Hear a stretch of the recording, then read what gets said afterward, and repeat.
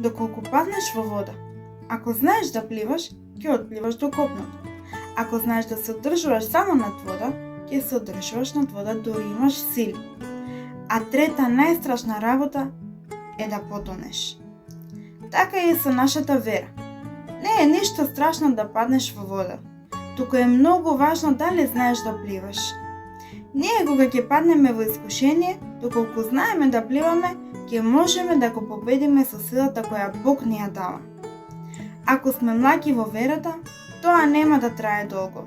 Или ќе застанеме на жешката страна, или на ладната страна. Исто како одржувањето на вода. Можете да се уморите и потонете, ако не решите да пливате.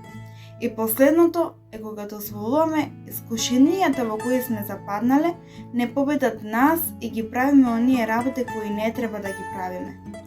И верувајте, Бог нема да ви даде да паднете во таа вода, доколку не можете да ги испливате тие километри. Бог не ни дава искушенија кои не можеме да ги победиме.